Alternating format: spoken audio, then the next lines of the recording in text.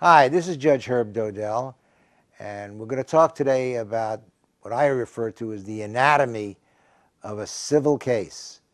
For many people, being involved in a lawsuit is a one-time experience, and the language is difficult, it's highly technical, the rules are very complicated, lots of differences, a lot of variations, a lot of things you need to know.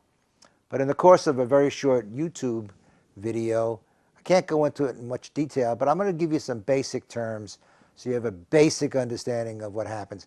And this is pretty much universal. There'll be differences in time periods, certain requirements, but as a general rule, what I'm going to talk about is a civil case. It starts with what's called a complaint. A complaint is filed by someone called the plaintiff.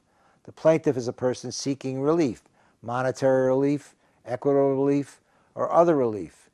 And the complaint first states the reasons why the complaint is being filed, where it is, the various statuses of the parties. One was working for another, one is the agent of another.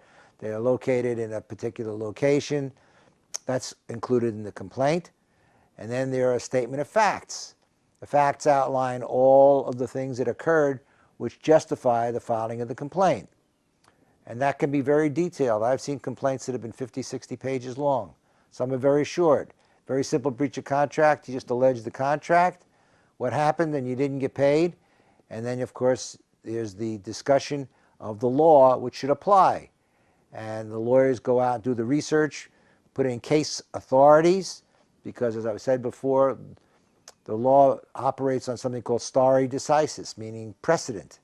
And so the part of the complaint is an analysis of the law and why you should get the results that you're seeking.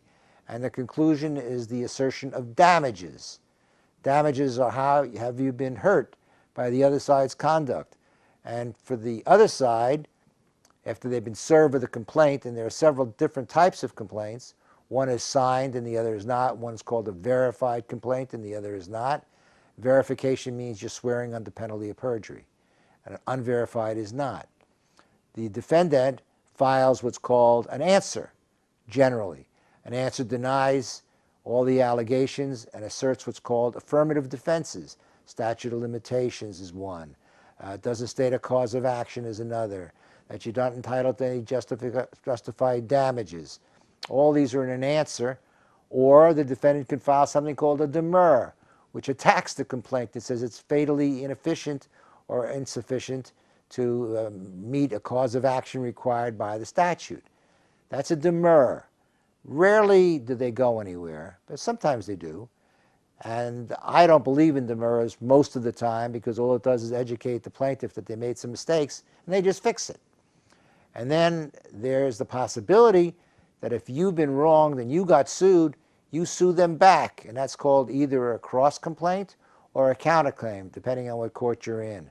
And that's basically how it works. Once the complaints have all been filed and answered, or there's been a resolution, you go through what I call the Christopher Columbus phase, which is discovery, a subject for another day, because that's pretty involved, and that's where all the real money gets spent on documents and depositions and things of that nature to be covered on another show. If you have any questions, get a hold of me at askjudgeherb@gmail.com. I'll be happy to answer you if I can. You can watch the show For the People on iHeartRadio nationwide. You can watch it live at kcaaradio.com, or you can read it in the book. I have a whole chapter on the anatomy of a civil lawsuit in the book, From the Trench to the Bench, Navigating the Legal System and Finding a Spiritual Path Along the Way. We'll see you again real soon.